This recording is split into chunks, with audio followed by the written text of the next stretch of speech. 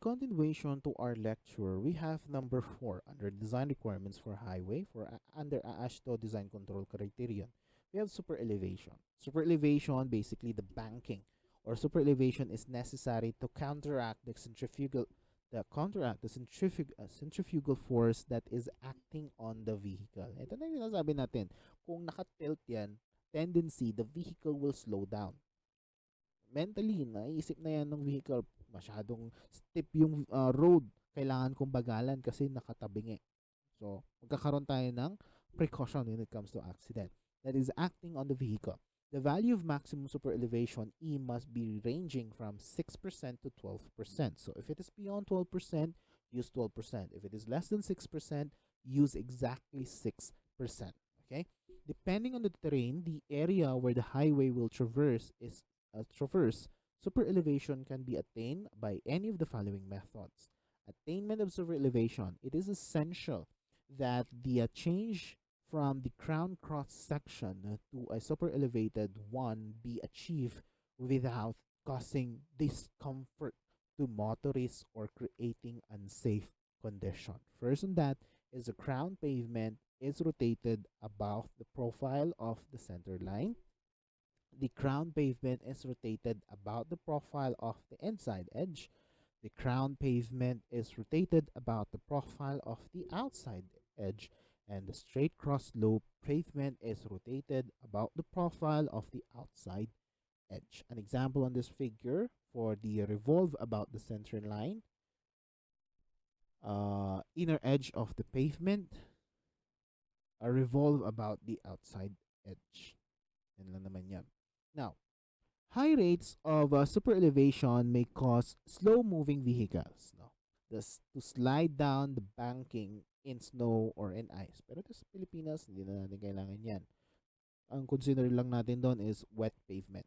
High super elevated rates can be difficult to attain in urban settings due to closely spaced intersections, numerous driveways, and limited right-of-way. The maximum super elevation rates are chosen to limit adverse effects of super elevation. 5 maximum super elevation rates are commonly used. First thing is the maximum super elevation rates of 4% and 6% are for urban areas. Maximum super elevation rates of 6 to 8 are for areas that have frequent ice and snow. So, hindi natin kailangan yan. Then, maximum super elevation rates of 10 to 12 is at rural areas without ice or snow. Concerns represent a practical limit to accommodate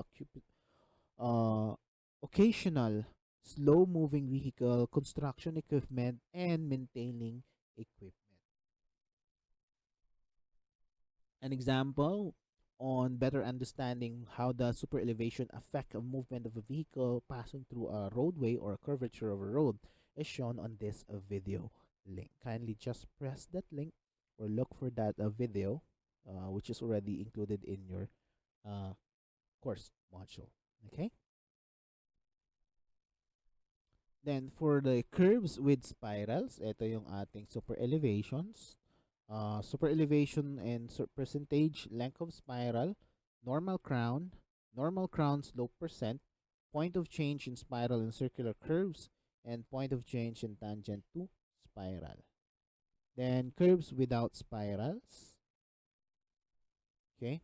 For runoff is a distance used to change the section from where the adverse crown is removed to level to the point where full super elevation is of course achieved.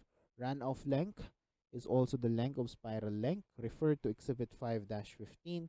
Get the length function of E, design speed, and number of reins rotated. Napakarami yan, no? Exhibit 5-15. Super elevation, runoff, LS, meters, and horizontal curves. Mamaya gagamitin natin yung table na yan. Now, for runout is the distance used to change the section from normal crown to where the adverse crown is removed to level. Then circular curves is the runout also occurs to the tangent of 0.7 runoff, occurs before the PC, back tangent, and after the forward tangent. Then 0.3 of the runoff occurs on the curve right after the PC and right before PT. And the circular arc is not fully super elevated because part of the transition falls on the curve. Don't forget yung zero point 0.3 and zero point 0.7 percentage. Spirals. Run out occurs before the TS, on the tangent, and after ST. So spiral curves yan. Runoff occurs on the length of the spiral. There is a full super elevation between the SC and CS and determining runout lengths. Runout lengths is basically the runoff times NC all over the super elevation. NC is the normal crown, which is usually in 2%. E is the super elevation as at percentage rate. And basic steps. You are first to ask to determine the runoff. Determine E for runoff and calculate runout based on the given formula or runout lengths. For circular curves, calculated as 30% to 70% for runoff, and draw diagram working back and forth from PC to PT or TS to SC. As an example, we have here a 4-lane roadway undivided with 2-lane rotated. Design speed of 110 kilometers per hour. Maximum E is at 6%. Your super elevation E max is 6%.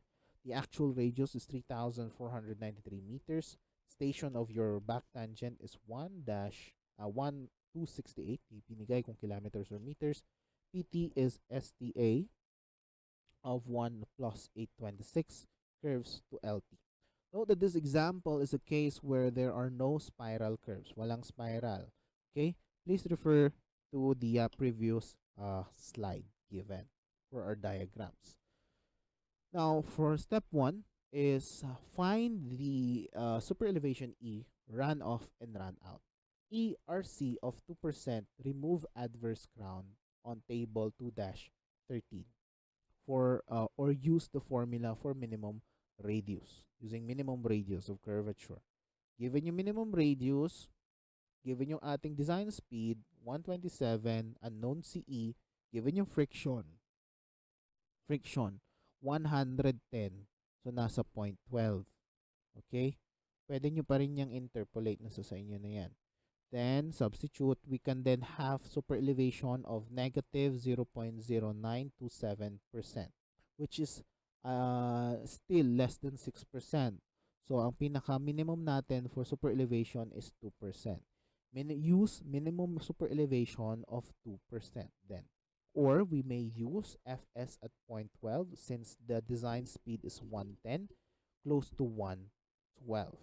We can use the Exhibit 5-15 table to identify the actual value of E. Please, next, pakita natin yan sa susunod na slide. Since there are 4 lanes, use 2 lanes rotated. Use a V of 110 kph and E of 2% as computed. Using this table, we have here 110 km per hour. Number of lanes rotated, dalawa. Okay? Percentile E is at 2%. So, ang ating L, S should be at 20 meters. Okay?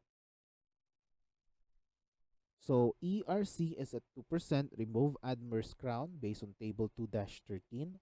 Runoff is at, ayun, nasa kita natin sa table, runoff, 20, hindi ko nabasa. That is 26 meters pala. Runoff is 26 meters. Exhibit 5-15 table. So we can compute for runout. Runoff times NC over E. Assume normal crown of 2%.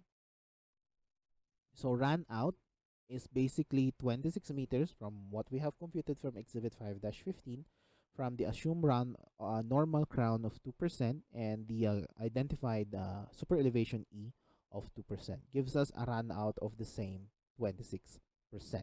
Step 2 is to apply 0.7 and 0.3 percentage for runoff from slide number 3, yung kanina. So 0.3 of 26 meters of runoff, we have 8 meters, and 0.7 of runout of 26 meters, we have 18 meters. So, as shown in this diagram for us to determine stations. Runout of 26 meters of 2% and 2%, 1 to 870, end of runout, normal crown.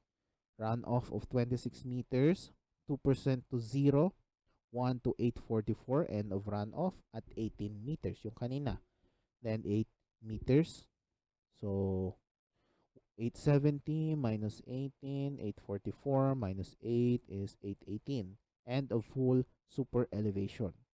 For full super elevation, 2 to 2%, ito naman yan, 1 plus 2, 76. Minus, ano yan, minus, yeah. Then, runoff of 26, ganun ulit, begin runoff, run out, and so forth, and so long. Okay? Yan lang naman yun. So, eto ngayon yung stationing ng ating curve. Yung at this particular station distance, eto yung elevation niya. Ito yung inclination ng ating curve. Eto yung super elevation effect. No? No. Okay.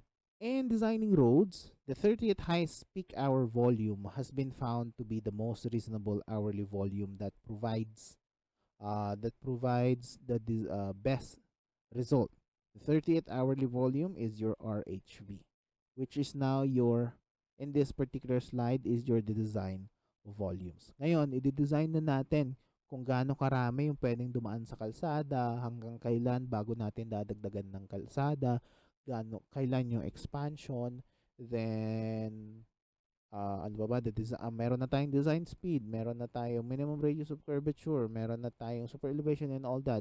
Then we will then perceive how long should this highway will be needing another expansion. Kailan tayo gagawa ng kalsada, gaano karami yung sasakyan na dumadaan dito, and so forth and so long. And that will be discussed on our next lecture video.